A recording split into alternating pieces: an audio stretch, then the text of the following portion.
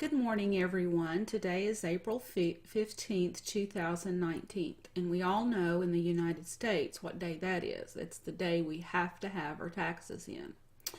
Hopefully, that's behind everyone, and now you can look forward to the rest of the year without having that hang over your head. It's behind us. We had to pay this year. Sometimes we don't, sometimes we do, but that's just part of life, right? Particularly part of being self-employed. My husband has a job, I'm self-employed, so it's always a toss-up what will happen. Recently I started this video blog and I didn't know where it was going to go. Still don't know exactly where it's going to go. It's really stretching me. God asked me to step out and do this. Didn't really ask. He kind of just stood behind me and pushed. If you've ever been at the swim pool and you stood behind someone and you just shoved and they just went barreling into the water, that's kind of how I feel. Just my arms and legs are flailing and I'm hitting the water stunned. So often he does that to me, and I don't know if any of the rest of you ever feel like that God just kind of said, okay, you're not moving forward, so here you go. But I'm always welcoming of that. I want so much to honor Father God and just to be in the groove that He's honed out for me. Last time we talked about the track, being on the track like a railroad car. I'm here to tell you there's no sweeter spot to be. If you have floundered through life and you've had jobs and they've been unsatisfactory, but there was always a longing down inside to do something different, but you couldn't put your finger on it. You didn't know what it was. Life and certain things tend to push us. It's like we're in a river and we've fallen in and the current is taking us, and we want to stop and evaluate, and we want to stop and take assess where we're at, and we want to stop, but the current won't stop. And so we're just hurtling through life at the mercy of the current. Now, if you're in a job that you do not like, if you're in a season in life that you do not want to be in or that is uncomfortable for you, that does not necessarily mean that you are not right exactly where God wants you to be. Our response to situations is often a honing tool that God uses to shape us. If everything was always pleasant, if everything was always fun, if everything was always comfortable, there would be no chipping away of the sharp edges. There would be no carving of the intricate details of our life. For years I did metalsmithing, and when I took a flat sheet of silver, often it was, if I was that piece of silver, I'd want to run crying away. Don't touch me, don't touch me. I'm pretty as a flat sheet of silver. I'm useless. Nobody can wear me as a pendant or a ring or a cuff bracelet, but I'm happy here. I'm happy to be a flat, shiny piece of silver. Don't touch me, because you're coming at me with a saw. You're coming at me with a hammer. You're coming at me with a hot torch, and I'd just rather be useless as a flat piece of silver. And honestly, I see a lot of us are like that. There have been many seasons in my life when I was younger. I could feel the uncomfortableness of the season, and I would pray to God, please make it stop. Please make it stop. And often He was very gracious, and He would give me breathing room. And then the season would start again. There were times in my life I literally thought I was going to die from the pressure of the situation. It was very difficult to go through. I know everyone that is hearing this has experienced the same thing. I doubt there's anyone alive today that has not experienced that very thing. God is a God of mercy, grace, and love, and He wants us to be all that He's called us to be. We can make that job easier by submitting to Him and by saying, "Here I am, Lord." Often it's our fighting and kicking and screaming that make the situation harder. If you've ever had a small child or raised a small child and you wanted them to do something, say as simple as take a bath, you can't even get them in the bathtub sometimes, and they're kicking and they're screaming, and no, I don't want to do that. I want to go play Legos or whatever it is they want to do. It's their will against your will. And yet you know that if you can just get them in the bathtub, they'll have fun. They'll enjoy it. But it's getting them there to do the thing you know they need to do that's the hard part. But if the child just willingly submits itself to the parent and says, okay, and they get in and they're in the tub, it goes much smoother. Now, taking a bath's a pleasant experience. What I'm referring to is going into a difficult season, but often we don't know what that is. We perceive it might be a difficult situation, and it might literally be a difficult situation. Losing a parent, illness, financial disaster, those are horribly horrific, challenging, and hard places to be. But let me challenge you to submit to the season and to submit to God's hand. I mentioned earlier in the last video blog that if we will just rest and let Him take care of the season, I think we'll get through the season better. We have preconditioned ourselves for hardship. We just assume it's going to be hard. We just assume it's going to be bad. We just assume we're not going to like this. And so we gird our loins mentally, and we hunker down, and we attempt to try to weather it instead of walk through it. And I had a horrible time making a decision. It didn't matter the decision. I had a horrible time making a decision. Now, I know that that's hard for some of you guys to believe, but I did. It didn't matter what the decision was. I would find myself literally staring at a crossroads with no ability to discern from Father God which way to go. And I would be paralyzed. I would be standing there not knowing what to do, and it would always make the situation worse. I couldn't tell if going to the right or going to the left was better. I wanted to see down the road to see the outcome. If I go this way, what will it produce?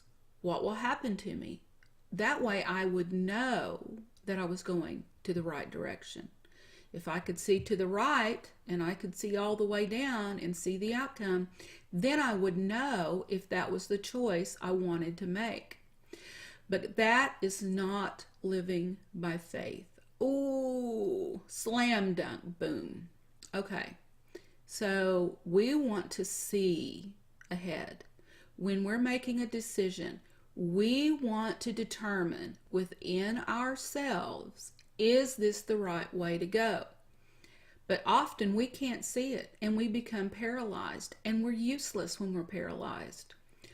But the thing that Father God wants is for us to trust Him. If He says go to the right and we can't see what's down that road, it doesn't matter. If He says go to the right, even though it looks a little dark and foreboding down there, He still wants us to trust Him. Go to the right. He'll take care of it. He's already down there. If there's a problem, He's already got a solution. And for us to think that our decision or our choice, or let me put it differently, our ability to choose is better than His ability to choose is very prideful, and we don't trust God.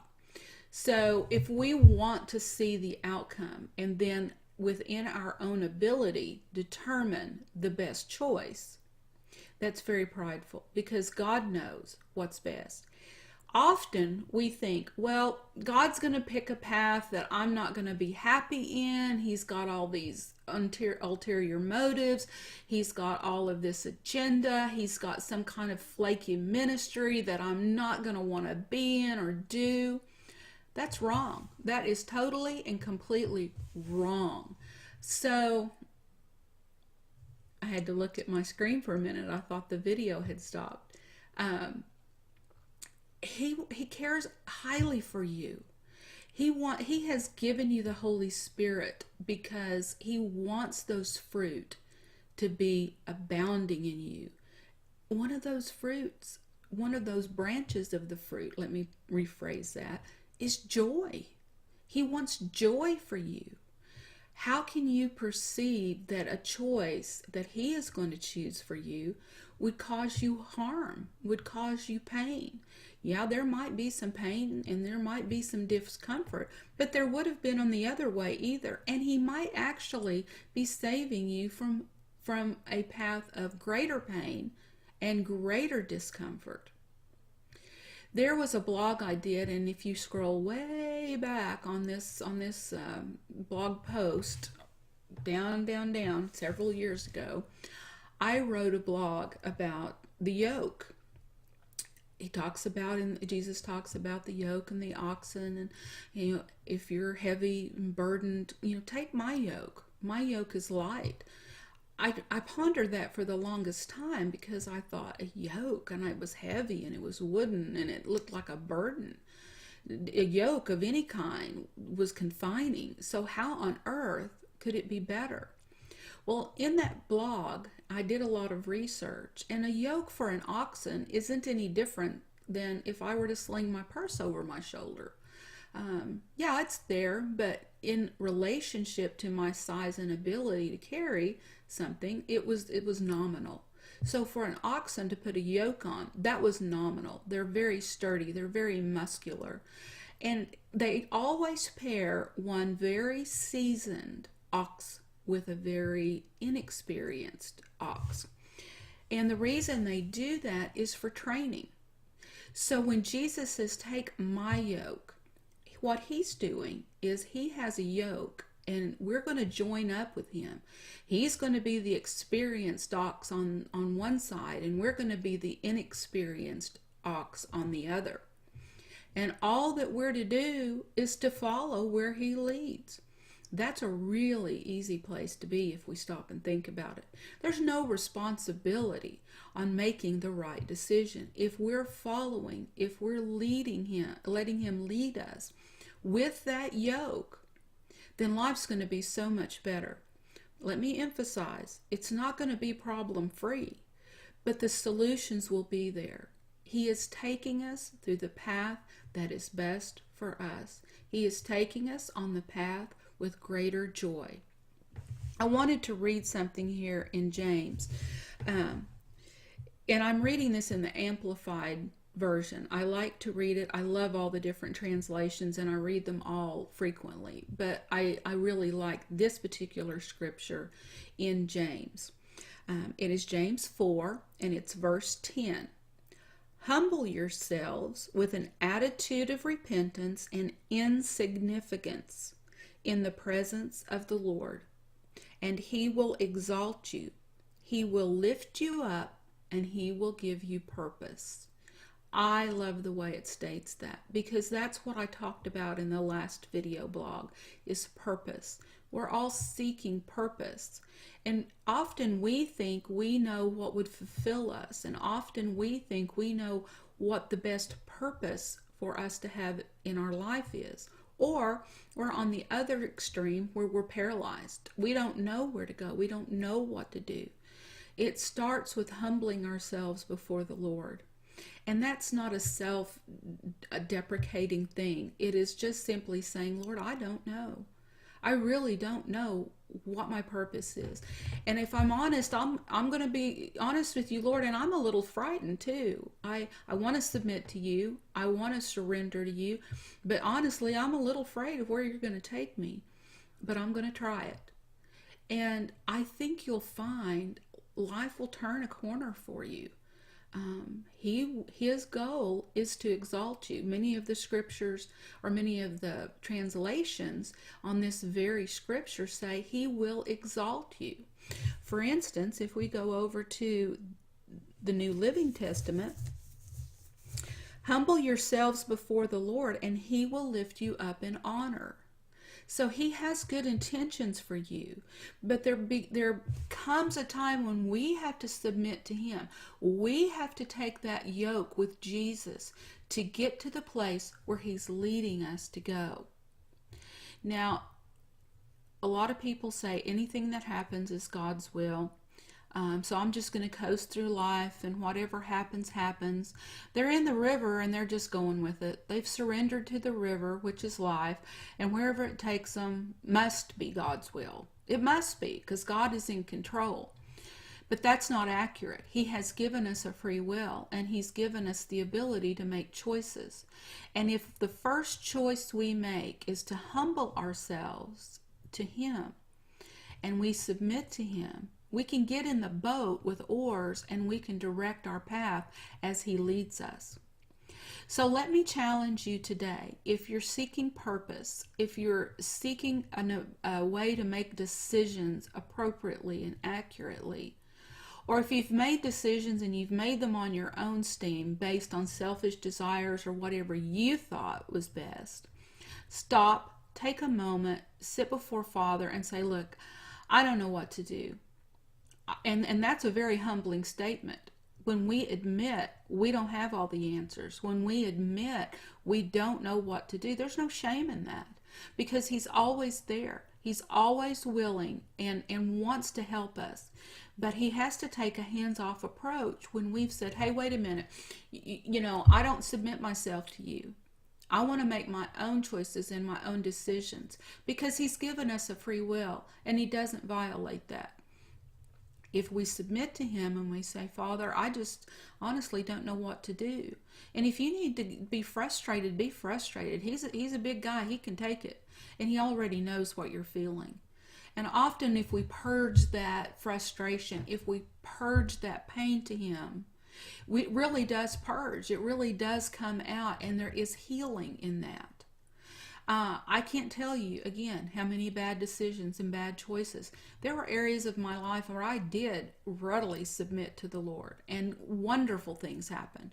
But there were still some areas that I was kind of holding on tight with, and I thought, I think I want to do this because this is what my desire is, and this is what I feel like, or I think would make me happy.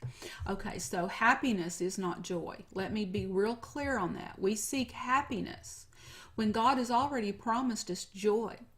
Happiness is just a fleeting thing. We get a new car, oh, we're happy for a moment. Or we get a new job, oh, we're happy for a moment.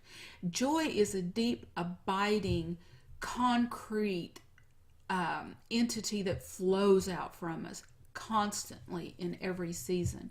So let me challenge you. Stop seeking happiness and seek joy by submitting yourself to the Lord, letting him help you make decisions, and I think that you'll find a lot more peace. I'm done for the day. I've taken more time than I really intended to take. And we'll talk about this more later. But remember, I want to read this scripture one more time in the Amplified. Humble yourselves with an attitude of repentance and insignificance in the presence of the Lord, and he will exalt you. He will lift you up. He will give you purpose. Thank you for joining me today, and I would love to hear comments. If there's things you would like to talk about, we can talk about them. Again, if you have questions, I'd love to try to answer them. I will answer them prayerfully, but I will tell you that I don't consider myself an authority on too much. But I have studied the Word, and I have tried my best to live by it for many, many decades. So if you've got questions, and let's discuss it. You may disagree with me, and that's okay too. But leave comments. I'd love to hear your comments. And if anybody is out there listening, please let me know. And you have a blessed tax day. Bye-bye.